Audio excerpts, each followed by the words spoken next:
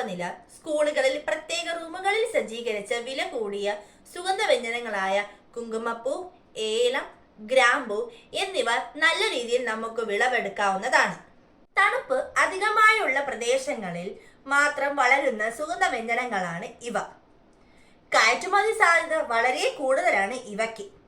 Air കണ്ടീഷനും മറ്റ് ടെക്നോളജികളും ഉപയോഗിച്ച് ആ റൂമിലെ ഈർപ്പവും താപനിലയും കണ്ടെത്തി താപനില കുറയുമ്പോൾ അത് വർദ്ധിപ്പിച്ചും അത് കുറച്ചും നമുക്ക് നല്ല രീതിയിൽ വിളവെടുക്കാവുന്നതാണ്.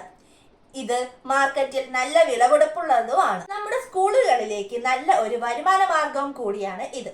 അതുകൂടാതെ തന്നെ നമ്മുടെ കുട്ടികൾക്ക് കൃഷിയിലൂടെ താല്പര്യം വർദ്ധിപ്പിക്കുന്ന ഒരു കാലമാണ് ഇത്. കൂടാതെ ന്യൂജൻ സാങ്കേതിക വിദ്യ കൃഷിയിൽ ഉപയോഗിക്കുന്നത് കൊണ്ട് വിളവുകൾ വർദ്ധിപ്പിക്കുന്നത് ഇത് കാരണമാകും. കൃഷിയിലൂടെ ഇതുവഴി നമുക്ക് സുസ്ഥിര വികസനം എന്ന സങ്കല്പം യാഥാർത്ഥ്യമാക്കുന്നതാണ്.